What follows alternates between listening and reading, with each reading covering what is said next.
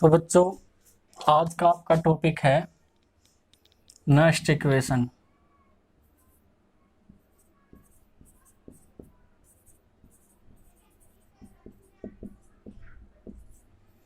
Important है काफी, क्योंकि जितने भी न्यूमेरिकल हैं वो बच्चों नेस्ट इक्वेशन से ही होंगे आपके। तो इस चीज का आप सभी बच्चे ध्यान रखें। नेस्ट इक्वेशन की हमें जरूरत क्यों पड़ी उसके बारे में सभी बच्चे यहां सुन लें। आपने इससे पहले इलेक्ट्रोकेमिकल सीरीज पढ़ी सभी बच्चों ने, उसमें आपने देखा कि हमारे पास सभी मेटल्स की स्टैंडर्ड वैल्यू होती थी, जैसे कॉपर की है, ठीक। इस तरीके से स्टैंडर्ड वैल्यू थी, यानी स्टैंडर्ड इलेक्ट्रोड पोटेंशियल और पोटेंशियल भी कैसा, रिडक्शन पोटेंशियल।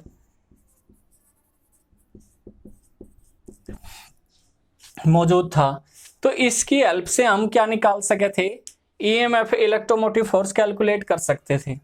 लेकिन हम कहते हैं, या फिर आप देखो, अगर किसी की हमारे पास स्टैंडर्ड वैल्यू ना हो अवेलेबल, स्टैंडर्ड वैल्यू अवेलेबल ना हो, स्टैंडर्ड इलेक्ट्रोड पोटेंशियल अवेलेबल ना हो, तो ऐसी जो रिएक्शंस हैं उनका आप ईएमएफ किस तरीके से कैलकुलेट करोगे, तो बड़ा डिफिकल्ट था। इसीलिए फिर नेक्स्ट इक्वेशन आई। जो नेक्स्ट इक्वेशन है ये रिलेशन देती है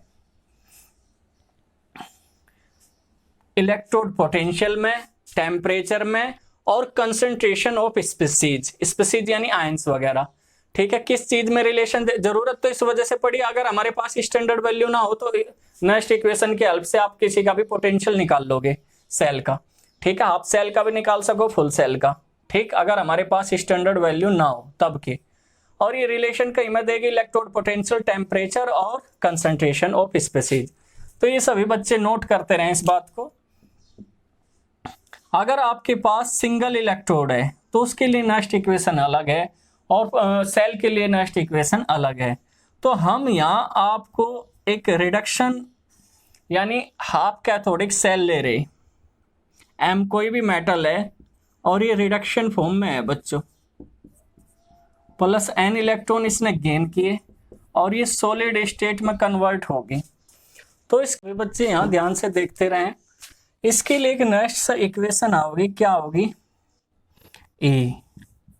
हाफ सेल के लिए ऐसे भी बच्चे बड़े ध्यान से देखें से, अपॉन एम एस। ये एक्वस भी आप लिख सकते हो क्योंकि कंसंट्रेशन होगी।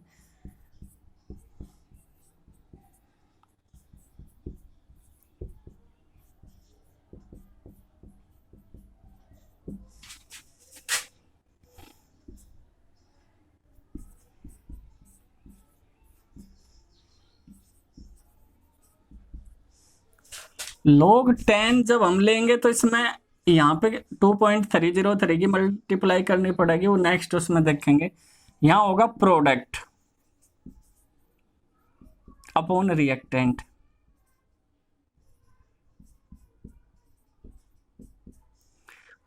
या फिर आयन ऑफ एनोड और आयन ऑफ कैथोड। हमने प्रोडक्ट और रिएक्टेंट इस वजह से लिखा ताकि आपकी अच्छी तरीके से समझ में आ जा। तो यहाँ पहले मैं थोड़ा सा आपको बता दूं, ये जो इलेक्ट्रोड होगा बच्चों, इलेक्ट्रोड पोटेंशियल है ये,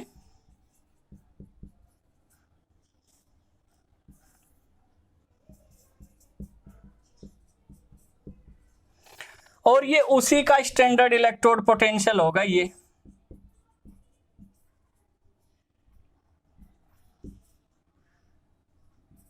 इलेक्ट्रोड पोटेंशियल इन शॉर्ट में लिख दिया बच्चों में, ठीक है।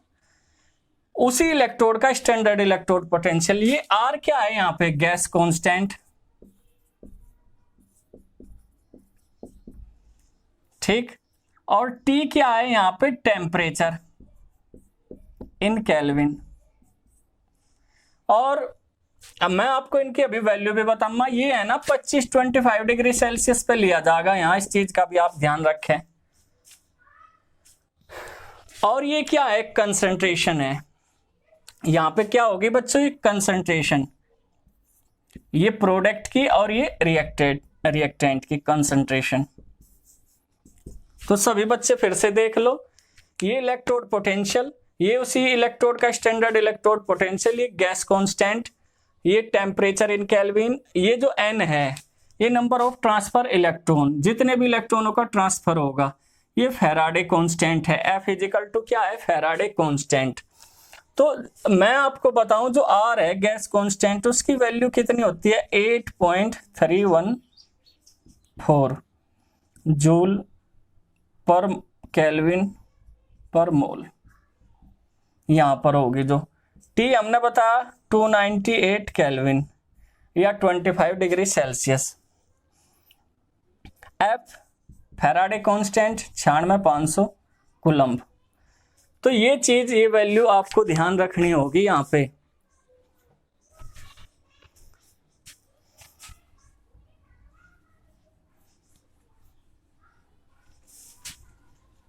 अब हम क्या करेंगे, बेस चेंज कर देंगे वहां। बेस चेंज जब हम कर रहे हैं तो हम इसे लिखेंगे EMN प्लस एक्वस MS बराबर E0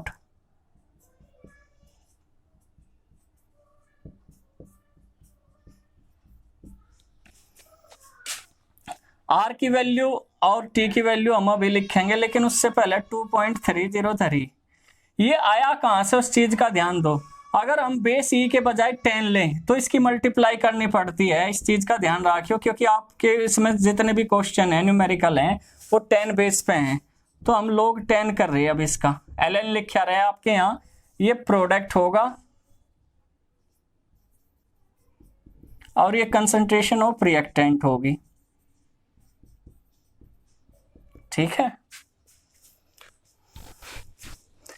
और अगर इसी में देखा जा, जो कंसंट्रेशन ऑफ, मैं वैल्यू रख रहा, कंसंट्रेशन ऑफ प्रोडक्ट है वो क्या है MS, क्या लिखेंगे हम इसकी जगह बच्चों MS। M क्या है, सॉलिड मेटल है कोई भी, और रिएक्टेंट की जगह हम क्या लिखेंगे MN एक्वस, ठीक है, इस तरीके से।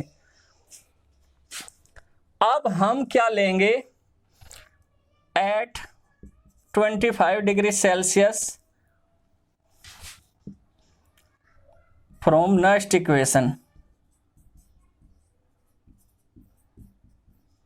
अब आपको ध्यान देने की जरूरत है, हम ये पूरा कैलकुलेशन बार बार ना करके 25 डिग्री सेल्सियस पे ले लेंगे, यानी टेम्परेचर हम यहां ले रहे कितना 25 डिग्री सेल्सियस या फिर 298 केल्विन। R की वैल्यू हमने क्या बताई आपको 8 जूल पर केल्विन पर मोल, ठीक। और F फैराडे कांस्टेंट 96,500, ये वैल्यू कांस्टेंट रहेगी, तो इन्हें एक बार ही हम रख लेंगे, ठीक।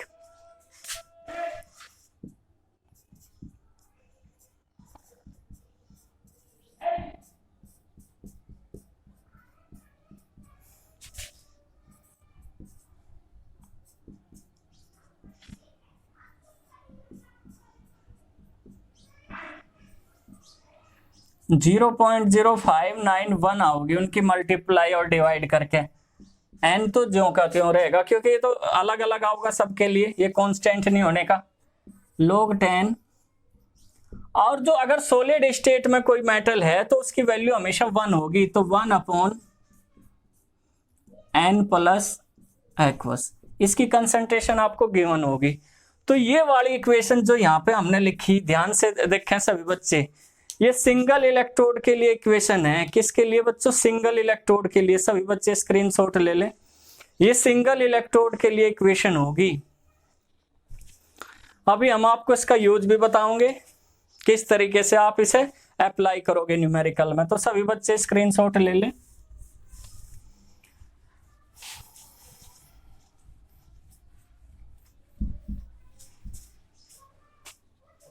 सीधा डायरेक्ट आपको ये इक्वेशन यूज करनी।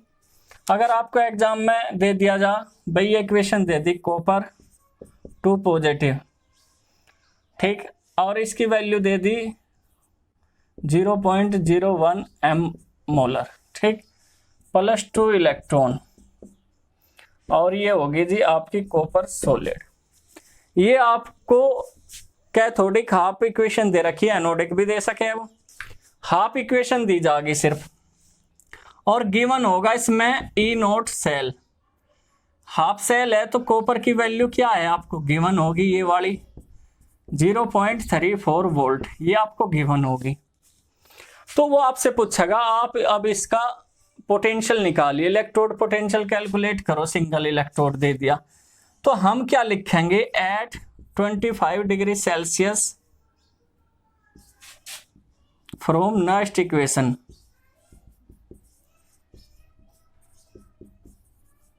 ठीक है बच्चों, तो इस तरीके से जो हमने अभी आपको बताया, आप ये इक्वेशन डायरेक्ट अप्लाई करोगे इस पे। 591 अपॉन एन, एन की वैल्यू 2 है, कितने इलेक्ट्रॉन का टोटल ट्रांसफर हो रहा है, 2 है, log 10 copper S solid state में, और यहाँ पे कॉपर 2 पॉजिटिव। अब हम इसकी वैल्यू भी रखेंगे एक्वस, जो भी आपको सॉल्यूशन दिया। इसकी वैल्यू कितनी दी बच्चों इन्होंने, 0.34, 0.591 अपॉन 2 log 10 कॉपर एस की 1 होगी, और इसकी जो वैल्यू दी वो दी 0.01। ठीक,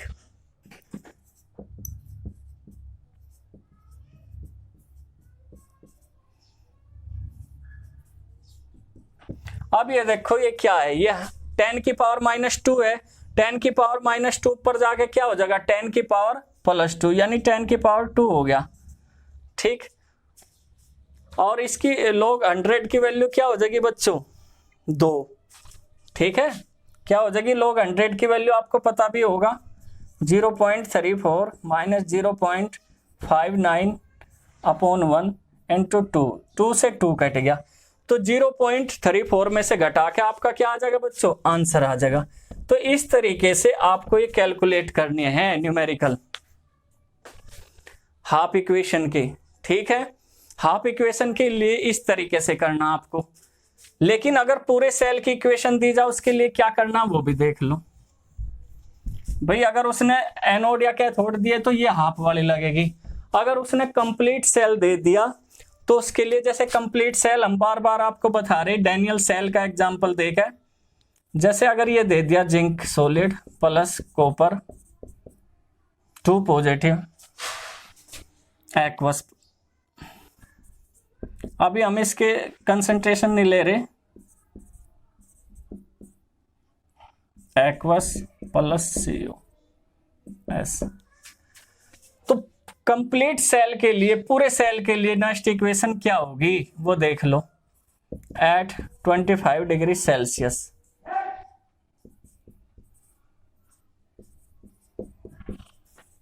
नेक्स्ट इक्वेशन क्या होगी, यहां देखो आप लिखोगे ई सेल, ठीक, is equal to E naught cell minus 0.0591 upon n log 10। यहां पे प्रोडक्ट यानी concentration of product upon concentration of reactant, ये एन आपको देखना कितना ट्रांसफर हो रहा है इलेक्ट्रॉन्स का वो टोटल। तो अगर हम इसमें रखें तो इसमें क्या आ जाएगा, ई नोट सेल।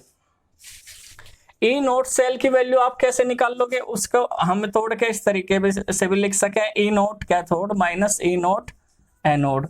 ठीक, आप इसे इस तरीके से भी लिख सकते हो।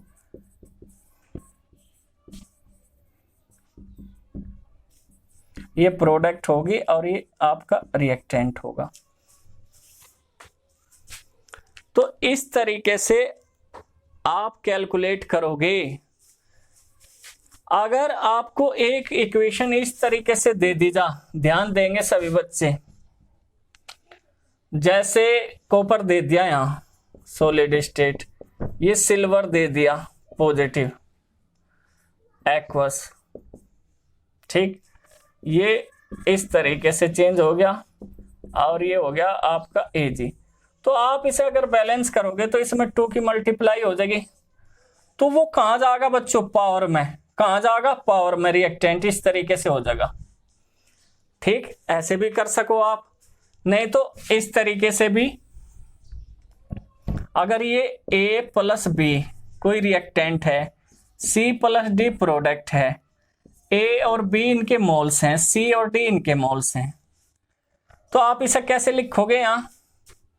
यहां आप इसे ऐसे लिखोगे, प्रोडक्ट में C की पावर C यानी कंसंट्रेशन की, D की पावर D अपॉन A की पावर A और B की पावर B। कई तरीके से मैं आपको बता रहा। इसमें है क्या, जितने भी इनके नंबर ऑफ मोल्स होंगे, आपने 11th में इक्विलिब्रियम में पढ़े भी होगी चीज, रेट कांस्टेंट वगैरह जब आपने निकाले होंगे, तो इसमें क्या है, पावर में चली जाएगी। जितने भी नंबर ऑफ मोल्स होंगे वो पावर में चले जाएंगे, जितने की भी मल्टीप्लाई होगी। तो इस तरीके से आप इसे कैलकुलेट कर सकते हो फुल सेल के लिए, इस तरीके से। सभी बच्चों को दिख रहा होगा। अगर हम इसका एग्जाम्पल लें,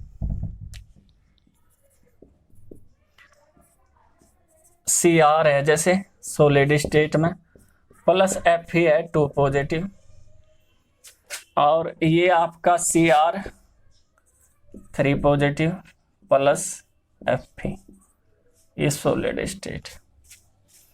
तो आप ये देखो, यहाँ पे जो इलेक्ट्रॉन्स हैं वो समान नहीं है। आपको इनके इलेक्ट्रॉन्स के नंबर्स कैसे करने पड़ेंगे, इक्वल करने पड़ेंगे। तो क्रॉस मल्टीप्लाई कर दी जा, इसमें आप 2 की कर दो और इसमें 3 की कर दो, तो बैलेंस हो जाएंगे। इसमें 2 की कर दो, इसमें 3 की। ठीक है, हो गया कि नहीं? 3 दूनी 6 और 3 दूनी 6, इनकी वैल्यू कितनी होगी, 6 होगी। सभी बच्चों को दिख रहा होगा। अगर इसकी कंसंट्रेशन हम 0.001 m ले लें सपोज, और इसकी 0.01 m ले लें, तो इसे आप कैसे करोगे?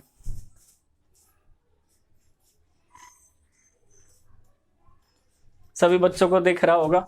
ये नेक्स्ट इक्वेशन लगाओगे, इसमें जो E नोट सेल की वैल्यू है वे आपको गिवन होगी। क्या गिवन होगा? E note Cr 3 plus Cr, ये वैल्यू आपको गिवन होगी 0 माइनस की 74 वोल्ट। ठीक है, और Fe की भी गिवन होगी 0.44 वोल्ट, ये इस तरीके से। ठीक, सबसे पहला आप यहीं पे ई नोट सेल निकाल लोगे, यहां पे निकाल लियो, या फिर उसी के अंदर रख के निकाल सको। कैसे? आपको लिखना पड़ेगा at 25 degree Celsius from next equation, we have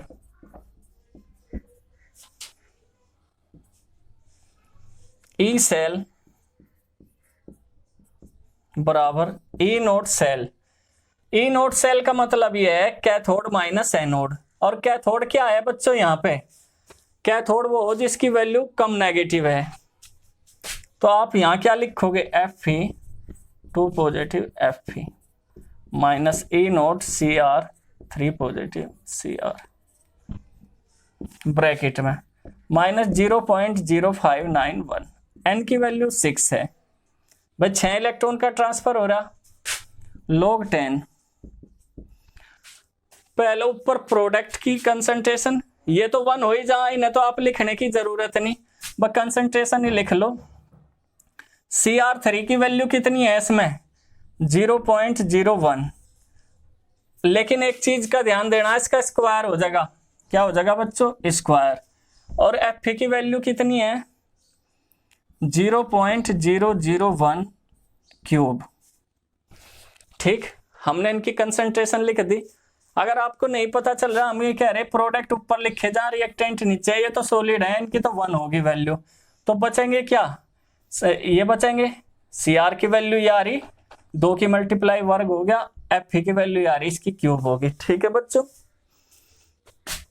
तो अब आप इसे कैलकुलेट कर लोगे इनकी वैल्यू रख के, माइनस 0.44, और ये माइनस माइनस क्या हो जाएगा? प्लस।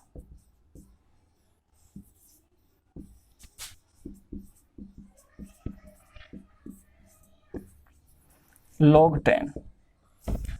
ये क्या है बच्चों, 10 की पावर -2, तो क्या हो गया 10 की पावर -4। इस तरीके से मैं अलग करके आपको बता दूंगा, -4। 10 की पावर -3 तो 10 की पावर -6 हो गया। तो ऊपर जाके कितनी बची, 10 की पावर 2। ठीक है बच्चों, तो इस तरीके से क्या करना आपको, ये सोल्व कर लेना न्यूमेरिकल। ठीक है,